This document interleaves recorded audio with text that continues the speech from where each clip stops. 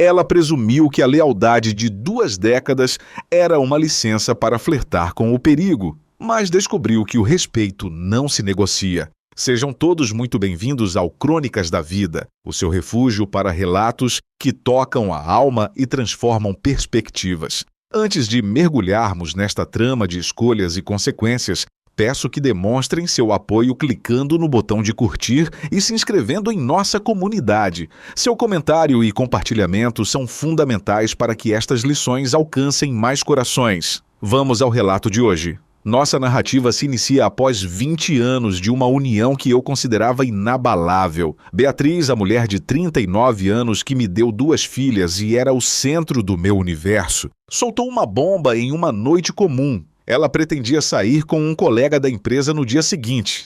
Ricardo e eu nos conhecemos na juventude, e o destino nos uniu definitivamente quando ela engravidou pouco antes de completarmos 1 ano de compromisso. Nossa conexão era intensa. Celebramos o nascimento de nossa primogênita Júlia e meses depois confirmamos nossos votos em uma festa transbordando esperança. Fomos presenteados com mais 2 herdeiros maravilhosos que são o nosso maior orgulho. Construí do zero uma empresa de paisagismo que se tornou um império local, garantindo-nos uma existência confortável e cheia de realizações. Jamais, nem nos meus pensamentos mais sombrios, esperei ouvir tais palavras da minha companheira. O golpe foi brutal. Enquanto eu tentava processar a informação sentado na poltrona com um copo de conhaque, ela começou a relatar um vazio existencial e uma tristeza profunda que a acompanhava desde que nossos filhos foram para a faculdade. Para mim, vivíamos o auge do matrimônio, mas as palavras de Beatriz cortavam como navalha. Ela mencionou Marcos, do setor financeiro, que se tornou seu porto seguro e ouvinte atento durante suas crises de melancolia. Aquilo era novidade para mim e extremamente doloroso, pois eu nunca notei qualquer rastro de infelicidade nela. Saber que outro homem estava preenchendo suas lacunas emocionais era ruim, mas ouvir que ela desejava a presença física dele foi um suplício psicológico. Investiguei e descobri que Marcos é comprometido e pai de 3 meninas. Ele se vende como um ombro amigo, mas na verdade é um oportunista que caça mulheres vulneráveis em casamentos estáveis. Eu não podia aceitar aquilo passivamente. Ela me disse que precisava dessa experiência, mesmo que soasse egoísta, pedindo aquela noite para decidir o futuro. Eu fervia de indignação, mas conhecia Beatriz. Quando ela colocava algo na cabeça, o diálogo morria. Após o anúncio dela, mantive um silêncio sepulcral enquanto ela me encarava com ansiedade no sofá. O peso do ambiente era insuportável. Terminei minha bebida sem pressa, levantei e saí do cômodo. Ela gritou que eu não poderia ignorá-la, chamando minha atitude de infantil. Alegou que precisava ser honesta sobre o que estava sentindo antes de qualquer passo definitivo. Jurou que nunca houve traição física e que nossa transparência era o que a motivava a contar tudo.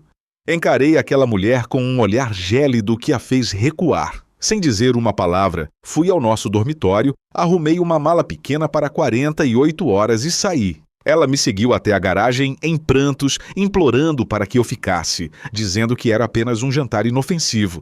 Balancei a cabeça com desprezo e arranquei com o carro sem acreditar no que ouvia após 2 décadas.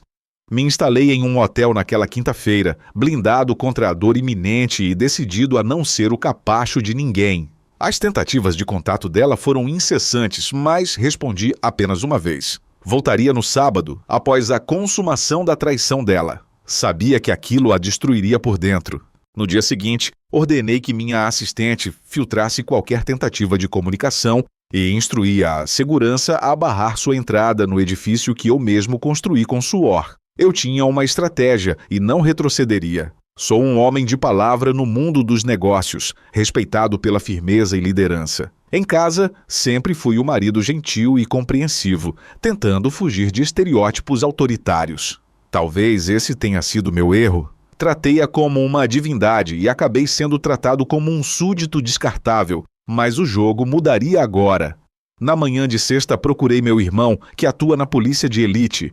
Expliquei o cenário e ele acionou um contato de confiança, um investigador particular chamado Carlos. Meu irmão foi direto ao ponto com o detetive solicitando vigilância total sobre Beatriz naquela noite. Precisávamos de cada detalhe sobre o sujeito: placa do carro, residência, telefone e, claro, registros fotográficos do encontro. Carlos garantiu que estaria no local antes das 17 horas para não perdê-la de vista.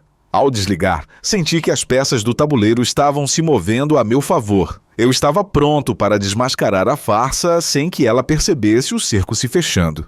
Minha tática exigia precisão. Enquanto eles jantavam, eu planejava confrontar a esposa de Marcos para que ela soubesse exatamente onde o marido estava. Naquela noite, Beatriz descontava sua frustração em uma sala vazia, achando minha partida um exagero. Ao ler minha mensagem sobre traição, ela hesitou por um segundo, mas logo se convenceu de que eu perdoaria tudo, como sempre fiz. Ela acreditava que uma noite de prazer não apagaria 20 anos de história e que ela saberia como me reconquistar depois. Ao chegar em casa na sexta e ver o silêncio, ela se preparou para o encontro. Tomou um banho demorado, cuidou da pele e usou sua fragrância mais cara.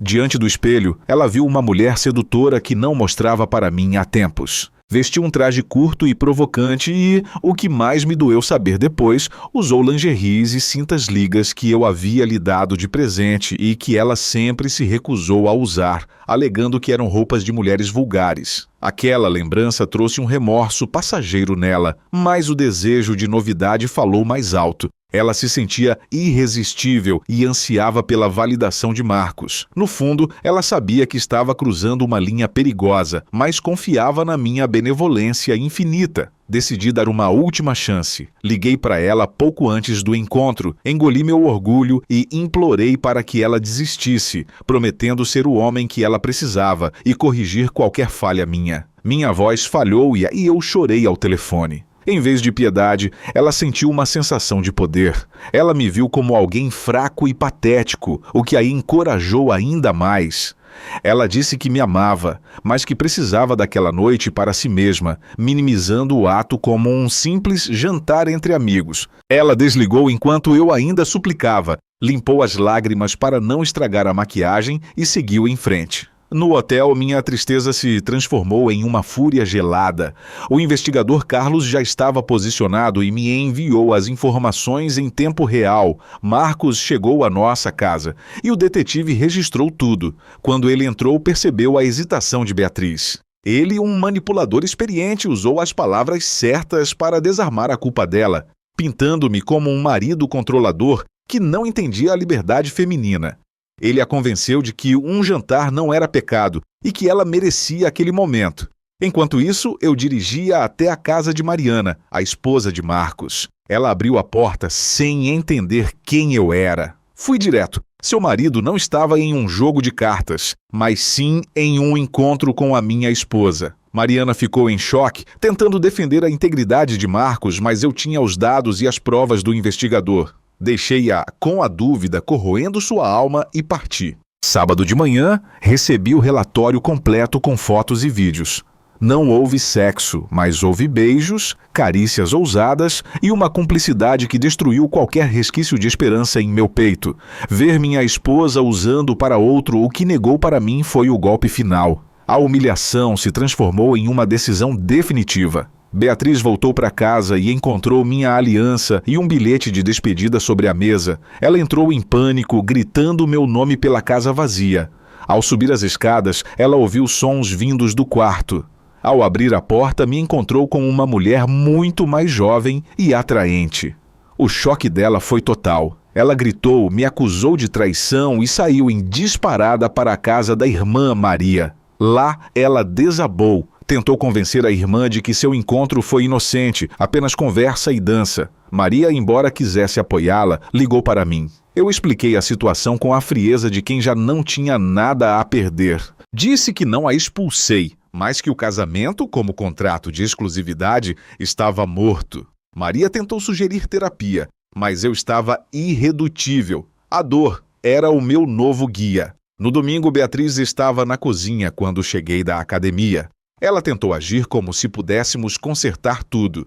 Eu apenas peguei meu café e fui claro. Ela era livre para fazer o que quisesse, mas nunca mais tocaria em mim. O sexo entre nós havia acabado no momento em que ela entrou no carro de outro. Ela tentou negar a gravidade, mas eu joguei as verdades na cara dela. Falei sobre as fotos, sobre a lingerie, sobre a manipulação de Marcos. Revelei que ele já tinha um histórico de destruir famílias e que ela era apenas a bola da vez. Beatriz ficou horrorizada ao perceber que trocou sua vida por um predador barato. Ela implorou para que eu parasse de ver a jovem com quem eu estava, mas eu ri. Disse que aquela mulher me dava o que ela me negou e que eu não tinha intenção de parar. A vingança era amarga, mas necessária para que ela sentisse 1 centímetro da dor que me causou. Passamos meses em um limbo. Eu saía todos os finais de semana e ela ficava em casa, sofrendo com a própria escolha. Eventualmente, concordei com a terapia de casal, não por perdão, mas para processar o luto da relação. Foram sessões torturantes onde revivi cada detalhe da traição dela. Ela entendeu a magnitude do estrago, mas reclamava da minha retaliação. Eu não me importava. Aceitei-a de volta sob condições severas. Um acordo pós-nupcial onde ela abria mão de tudo em caso de nova falha. Rastreamento por satélite e transparência total. 1 ano depois as coisas parecem calmas, mas a confiança é um vidro colado. Eu a vigio constantemente. Marcos, por sua vez, perdeu tudo. Mariana pediu o divórcio, ficou com a casa e a maior parte da renda dele. Ele agora vive em um cubículo, pagando o preço de sua prepotência. Mas o destino ainda guardava uma surpresa. 2 anos depois, o ex-marido de outra mulher que Marcos seduziu o encontrou em um estacionamento. O resultado foram ossos quebrados e uma lição que ele nunca esqueceria. Dizem que as feridas mais profundas não vêm de inimigos, mas de quem jurou nos amar. Beatriz e eu seguimos, mas a cicatriz está lá, pulsando. Ela aprendeu que a liberdade tem um custo e que o respeito, uma vez quebrado, nunca volta ao seu estado original. O perdão existiu, né? Mas a esquecimento é impossível. Esta é a realidade de quem decide testar os limites do amor sagrado por uma aventura profana. O que você faria no meu lugar? Aceitaria as condições ou orientaria os laços definitivamente? Este espaço é para você desabafar e compartilhar suas experiências. Se este relato te fez refletir, não esqueça do seu like e de se inscrever para mais histórias que desafiam a nossa compreensão sobre os relacionamentos humanos. Obrigado por acompanhar até o fim.